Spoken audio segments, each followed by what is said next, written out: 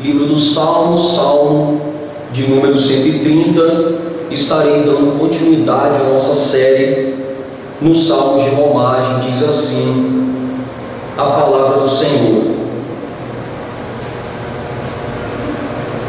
das profundezas clamo a Ti, Senhor. Escuta, Senhor, a minha voz. Estejam alerta os Teus ouvidos às minhas súplicas. Se observares, Senhor, iniquidades, quem, Senhor, subsistirá? Contigo, porém, está o perdão para que Te temam. Aguardo, Senhor, minha alma o aguarda, eu espero na Sua palavra. Pastor, a minha alma anseia pelo Senhor mais do que os guardas pelo romper da manhã. Mais do que os guardas pelo romper da manhã, espere Israel no Senhor, pois no Senhor há misericórdia, nele copiosa redenção. É Ele quem redime a Israel de todas as suas iniquidades. Vamos orar? Senhor Deus, a Tua palavra ela foi lida, e nós pedimos ao Senhor que nesse momento o Senhor nos dê graça para que possamos pregá-la com fidelidade. Ilumina a nossa mente, Pai, trata do nosso coração. Faça e continue fazendo uma obra no nosso ser, por meio da pregação, por meio da Tua voz. Não deixe que nada venha atrapalhar o Teu ouvir, ó Pai. Não deixe que nada venha atrapalhar a Tua igreja ser alimentada pela Tua palavra. Em nome de Cristo, Pai, seja misericordioso, bondoso para conosco. Cativa a nossa atenção a Ti. Nos abençoe nesse momento, Pai. Em nome de Cristo que nós repreendemos todo o mal, para que o Teu Evangelho seja ouvido pela Tua igreja. Amém.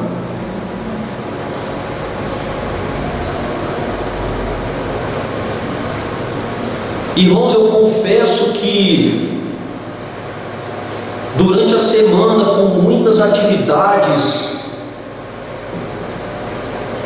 e com muita labuta, muito trabalho, muito estudo, esse salmo aqui, o 130, foi o texto mais desafiador que eu encontrei desde o dia que eu cheguei até essa congregação.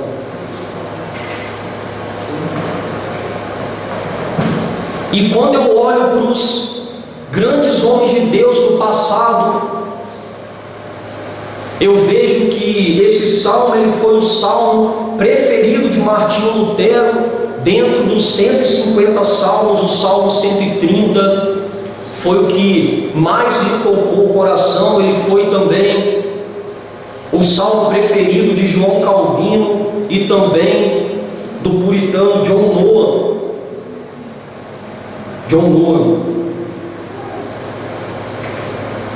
Quando nós abrimos aqui esse livro, o livro dos Salmos, que do grego psaltério ou do hebraico terrilim, nós vemos que são cânticos inspirados por Deus e que estão bem no coração da Bíblia, no qual o Senhor se utiliza para falar com o seu povo.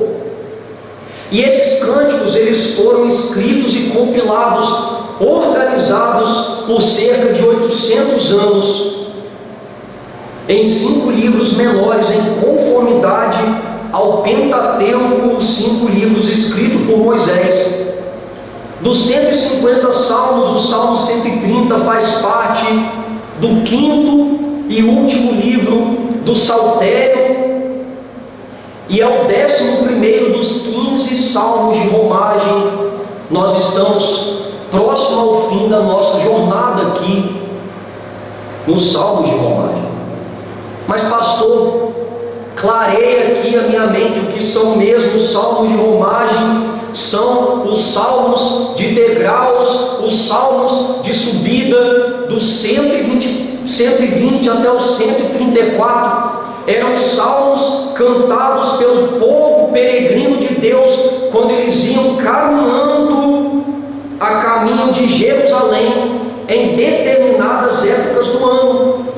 Esse povo ele ia caminhando e cantando rumo à adoração no templo de Jerusalém. O Salmo 130 é um conjunto dos 7 salmos penitenciais. É um tipo peculiar de salmos, salmos de penitência, juntamente com o Salmo 32, 38, 51, 102 e 143. Esse tipo de salmo, irmãos, retrata a aflição do salmista em relação aos seus pecados e arrependimento diante de Deus. Nós vemos ele abrindo o seu coração em lamento.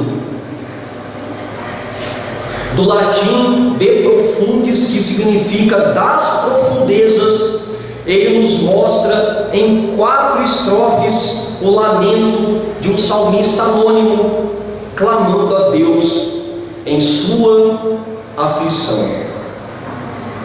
Um cântico em pranto, escrito durante o período pós-exílico, com o propósito de que todo o povo não pedisse a Deus a destruição dos seus inimigos, como nós vimos em outros salmos, mas que eles, nesse momento, se voltassem humildemente para Ele, pedindo perdão pelos seus próprios pecados.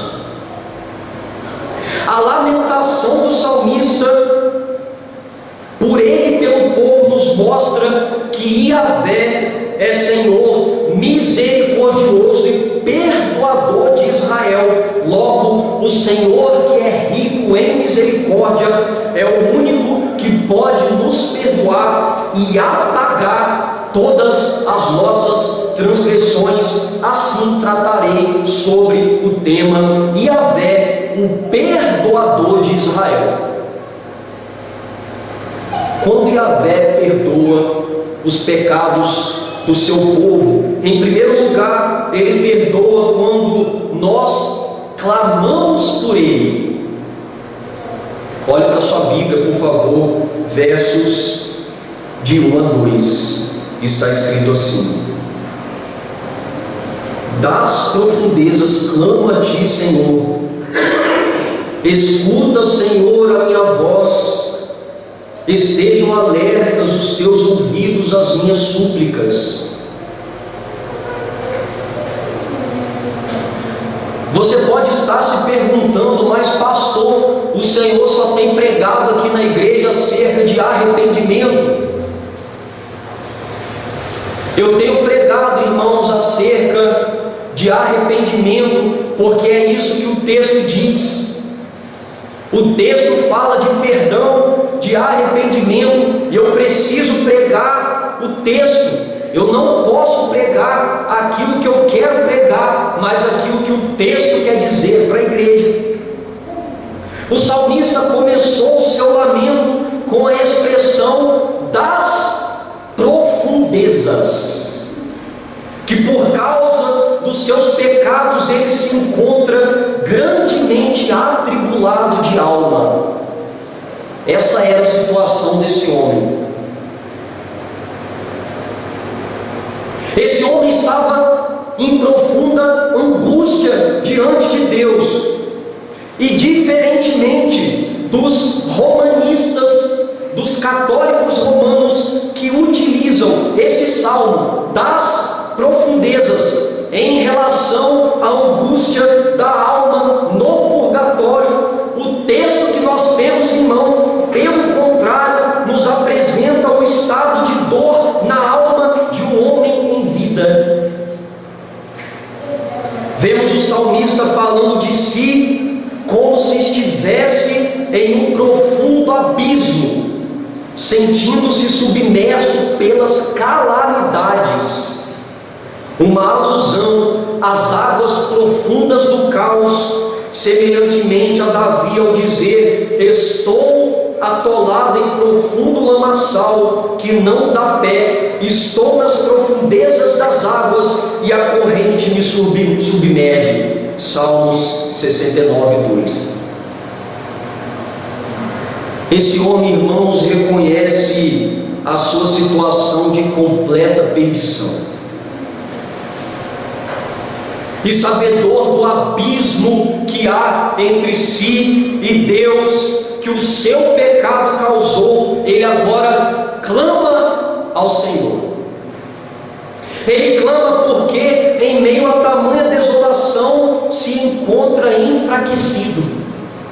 Não há nada que esse homem possa fazer a não ser clamar. Ele clama porque os seus olhos só conseguem ver o Senhor, e ele clama porque o Senhor é a sua única saída. Alguém já se encontrou assim em algum momento da vida, nas profundezas, só podendo recorrer a Deus, lhe restando um pouquinho de forças para clamar. O segundo verso nos mostra que esse homem clama para que o Senhor escute a sua voz. Em outras traduções, que o Senhor ouça o seu grito. Aqui ele está gritando em tribulação, em desespero ao seu Senhor, e para que os seus ouvidos estejam atentos ao seu pedido por graça. É por isso que ele clama. Esse homem se encontra tão perdido e tão angustiado pelo pecado, que ele grita por perdão, confessando ao Senhor a sua triste condição. E é interessante notar que ele recorre a Yahvé. Quando nós vamos ver no texto original em hebraico o que significa quando Deus é chamado de Yahvé, é o nome pactual de Deus. Ele clama ao Deus da aliança, porque o Deus da aliança ouve o clamor dos seus filhos. Como disse Davi no dia em que o Senhor o livrou dos seus inimigos e das mãos de Saul, Davi disse assim: na minha angústia invoquei o Senhor, gritei por socorro ao meu Deus. Ele do seu templo ouviu a minha voz, e o meu clamor lhe penetrou os ouvidos. Salmos 18:6. Se você está na aliança, se Deus fez um pacto contigo e você se encontra em densos pecados, em grande calamidade, clame a Deus que Ele te ouvirá. Se fosse na Assembleia, todo mundo ia estar dando glória a Deus nesse momento, né? Mas tá bom, tá bom. A atitude desse homem nos faz atender que, por mais deplorável que seja a nossa situação diante de Deus, enquanto estivermos vivos, mesmo que submersos nas mais profundas torrentes do pecado, nós ainda assim podemos clamar ao Senhor por perdão, nos humilhando em sua presença, reconhecendo a nossa real situação e as nossas faltas. Querido, não importa quão terrível seja o teu pecado, o nosso pecado, e profundas sejam as águas que nos cobrem, Deus sempre pode nos ouvir, porque Ele acode ao necessitado e clama e também ao aflito e ao desvalido. Salmos 72:12. Além de Yahvé perdoar o seu povo quando clamamos por Ele, quando Yahvé perdoa o seu povo, em segundo lugar, Ele perdoa quando nos arrependemos dos nossos pecados. Por favor, olhe para a sua Bíblia, versos de 3 a 4. Está escrito assim: Se observares, Senhor, iniquidades, quem, Senhor, subsistirá? Contigo, porém, está o perdão para que te temam. Aqui o salmista começa fazendo uma pergunta retórica. Ele diz: se observares, Senhor, iniquidades, quem, Senhor, subsistirá? Ele faz uma pergunta retórica, sabendo a resposta: quem subsistirá, estando em pecados diante de Deus e a sua justiça? Ninguém. Ou seja, quem dentre os homens escapará do seu justo juízo? Ao contrário de muitos, ele não tenta justificar o seu pecado. Mas, Senhor, eu pequei por isso, por isso e por isso. Mas, Senhor, eu pequei por causa dessa situação. Ele se prostra diante de Deus e diz: Senhor, eu pequei. Eu pequei. Porém, ele tem plena certeza de que, assim como ele, nenhum homem pode resistir à presença santa e justa de Deus sem serem consumidos, porque todos os homens são pecadores, como vemos em Salmos 143:2, diz assim: não leves teu servo a julgamento, pois diante de ti ninguém é inocente. E como confirma o apóstolo Paulo, não há justo nenhum sequer, não há quem entenda, não há quem busque a Deus. Todos se extraviaram, a uma se fizeram inúteis. Não há quem faça o bem, não há nenhum sequer. Romanos 3:11-12. Não há nenhum homem que possa entrar na presença de Deus sem ser consumido, porque todos estão em pecado. Já no verso 4, depois da justiça, vemos gloriosamente a misericórdia de Deus, quando ele diz: contigo, porém, está o perdão para que te temam. Deus, ele é justo, precisa pagar, precisa castigar o pecado e, consequentemente, o pecador. Esse salmista tinha essa ciência, mas aqui ele também reconhece a rica misericórdia do perdão de Deus, para que o perdoado possa temer a Deus. O salmista está ciente de que o mesmo Deus que é justo é também rico em misericórdia para perdoar o arrependido, a ponto de não mais se lembrar dos seus pecados, para a glória do próprio Deus, como diz o profeta Isaías: eu mesmo sou o que apago as tuas transgressões por amor de mim, e dos teus pecados não me lembro. Isaías 43:25. Além disso, o Senhor perdoa para que o temam. Observe, irmãos, que aquele que se arrepende, aquele que crê, aquele que é verdadeiramente perdoado, ele não usa dessa misericórdia para continuar vivendo uma vida de depravação, uma vida pecaminosa, uma vida mundana, mas o Senhor enche o seu coração de temor. Aqueles que são alvos do perdão de Deus, eles têm agora uma vida de temor, uma vida de santificação. O homem perdoado rende honra, adoração, confiança e serviço ao Deus único e verdadeiro. Se ele disser que foi perdoado e continuar numa vida dissoluta, é porque ele não foi salvo, ele não sabe o que é esse perdão. A certeza do perdão no crente genuíno não o incentiva a viver numa vida de pecados santidade no coração e retidão de vida, como ensinou o apóstolo Pedro.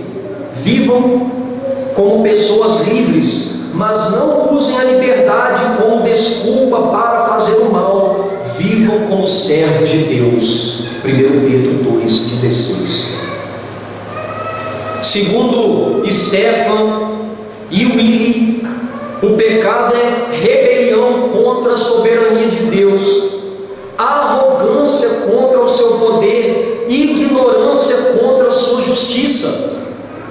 É ignorância contra a sua sabedoria, teimosia contra a sua vontade, perversidade contra a sua bondade, transgressão da sua lei. O pecado é ódio contra o amor de Deus e assassinato contra o seu ser. Mas pastor, eu nunca tentei matar Deus. Primeiro, que isso é impossível, literalmente dizendo. Segundo, que a Bíblia nos diz que quando você odeia, você despreza, você desobedece, isso já é um assassinato, porém no coração. E os ímpios odeiam a Deus, odeiam a sua santidade. A todo momento eles ferem a sua dignidade.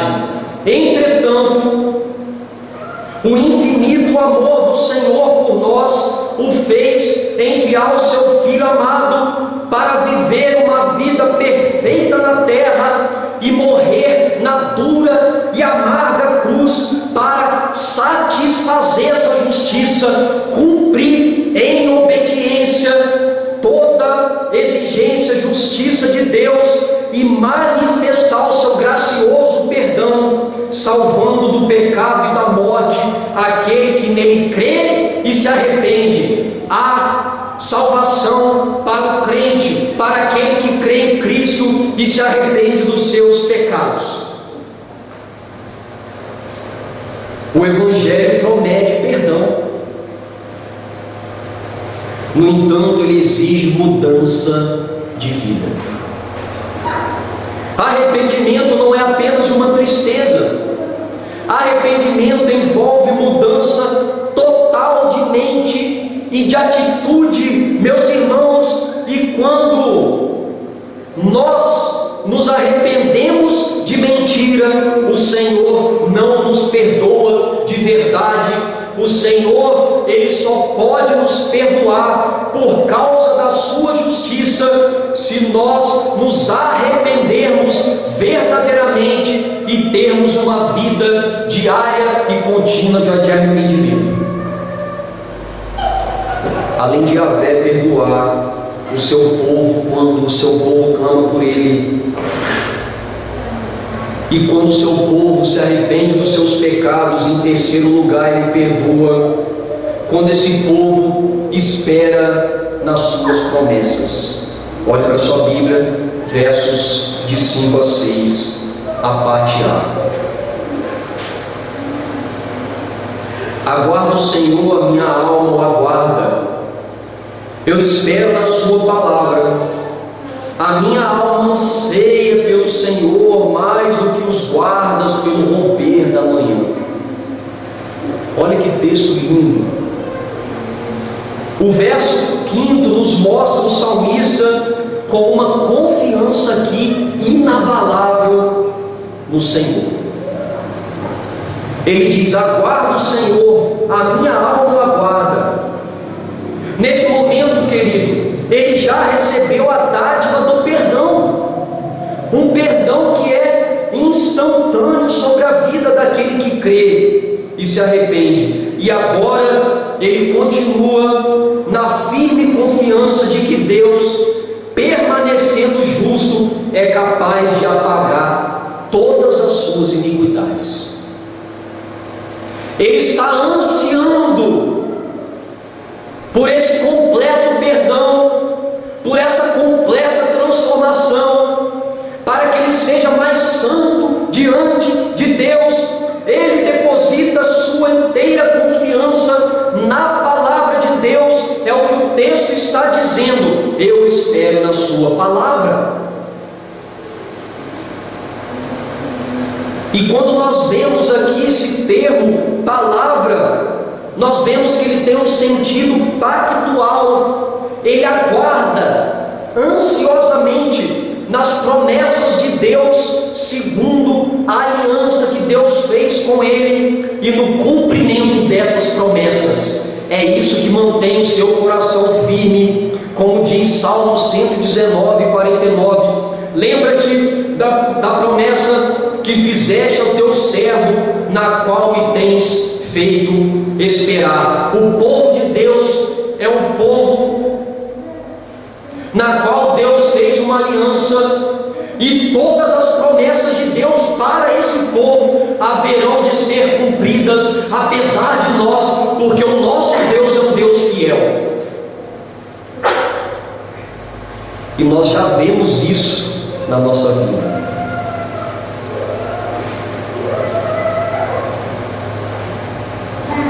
Visto que no verso 6, a sua alma então anseia e espera no Senhor mais do que os guardas anseiam pelo amanhecer.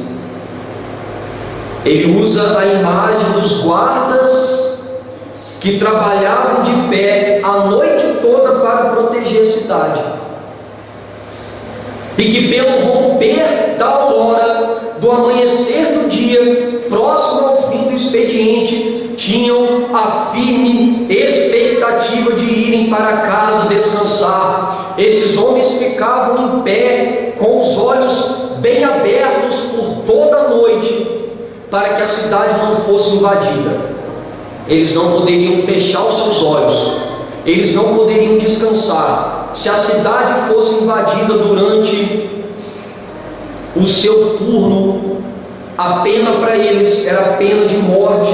E quando o sol ia raiando, o seu coração ia se alegrando, porque chegou então o momento de ir para casa. No caso do salmista, ele não almeja, como esses guardas, apenas por um descanso físico, mas ele almeja por um eterno descanso espiritual, como diz Salmos 27, 14: espera no Senhor, tem bom ânimo, fortifique o teu coração, espera, pois, pelo Senhor.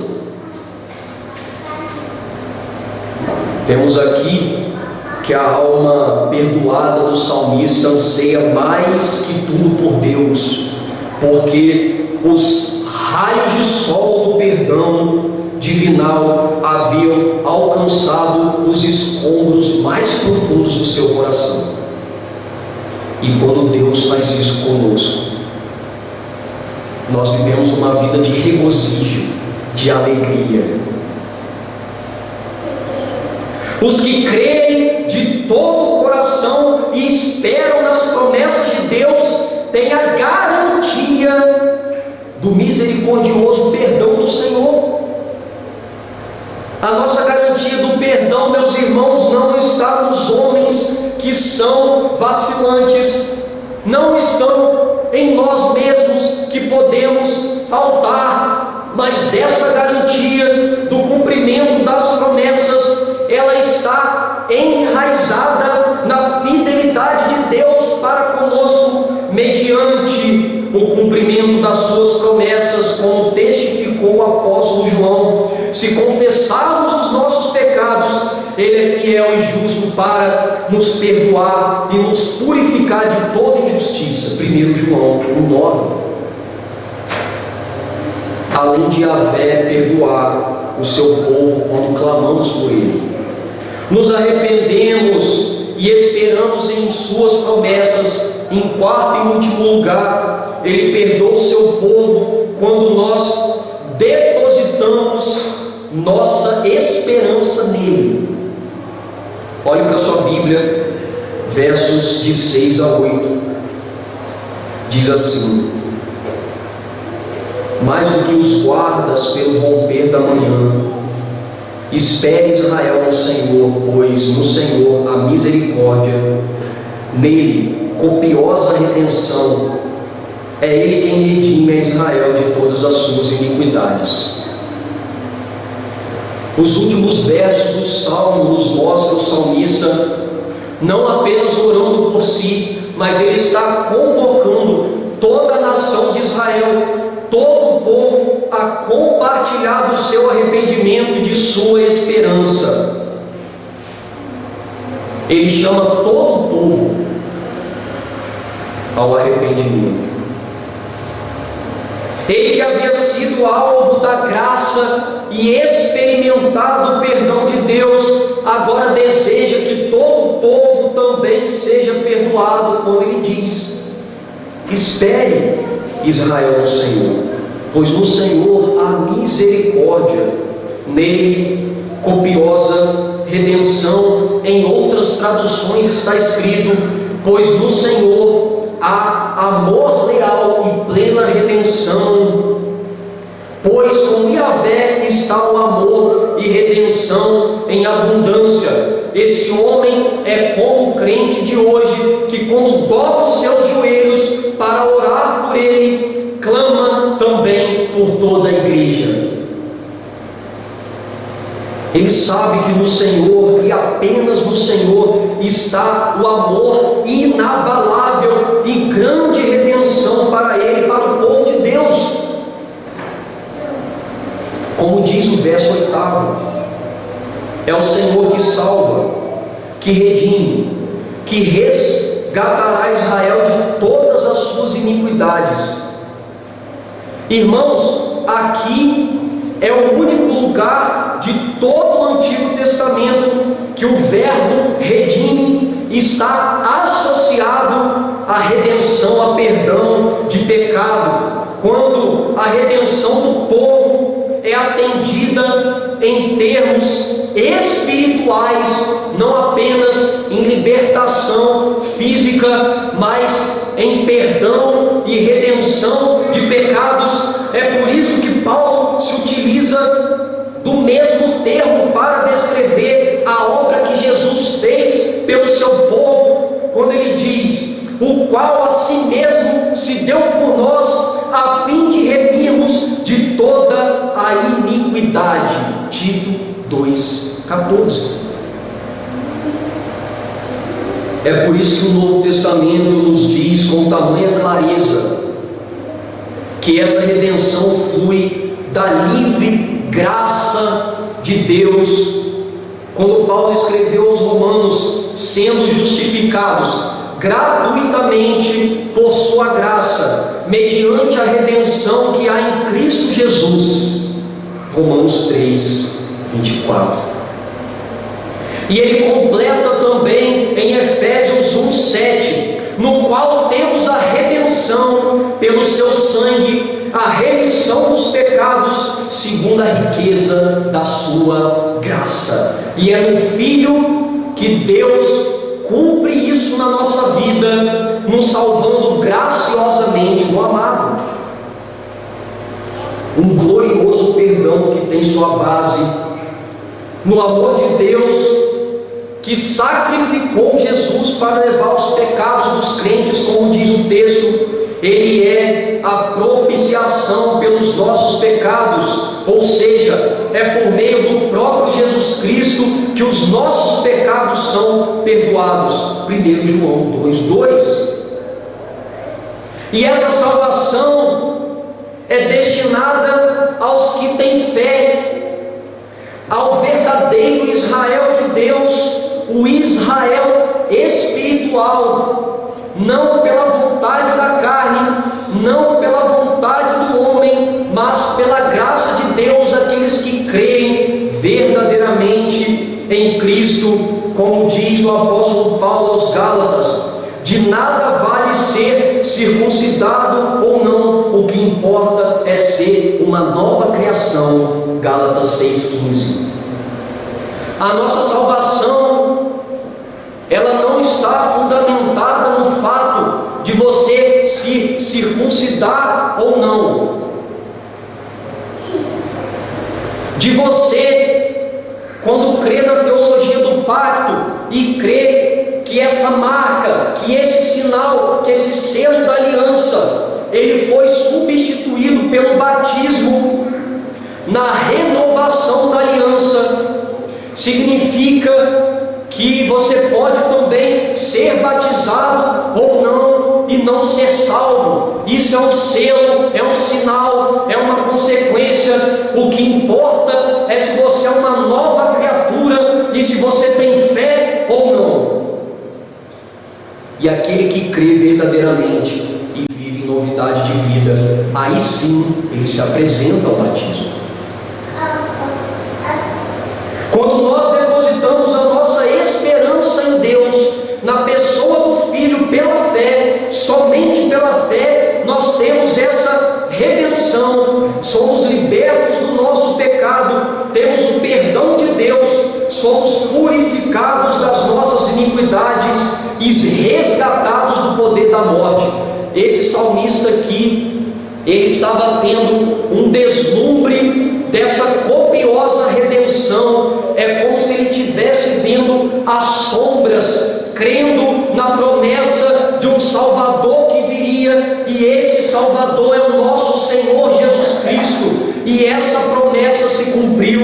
Hoje nós podemos ser salvos por meio disso, e ele foi salvo porque ele creu nessa promessa que foi realizada para todos nós em Cristo.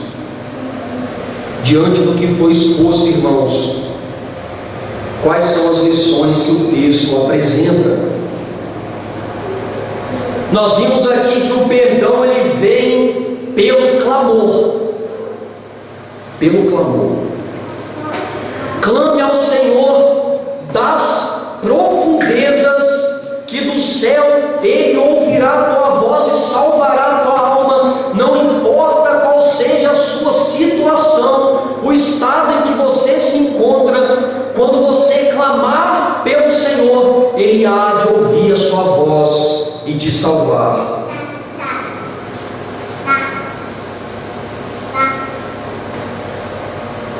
O perdão ele vem pelo arrependimento, pelo genuíno arrependimento. Se arrependa dos teus pecados e seja perdoado pelo Senhor.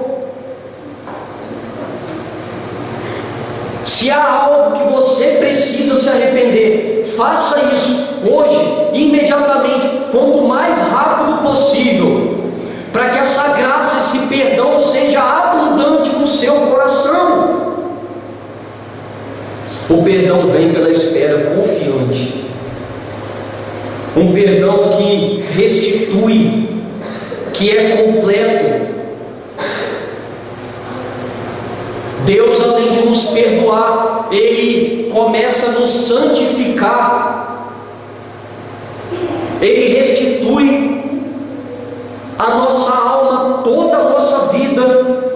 É um perdão abundante e completo. Espere no Senhor, por isso que Ele tudo fará. E o perdão vem pela esperança da fé. Creia, irmãos, e continue crendo que Cristo morreu no teu lugar para te redimir, te salvar, garantindo o perdão do Pai, uma fé e uma vida de arrependimento de pecados. Esse perdão vem pela esperança dessa fé. Nessa noite nós vimos que o Senhor, Ele é o único capaz de perdoar os nossos pecados, as nossas mazelas. Basta que nós nos apresentamos diante dele semelhantemente como fez esse salmista. Que Deus abençoe a sua vida, abençoe essa igreja. Por favor, fique de pé, eu quero orar por você.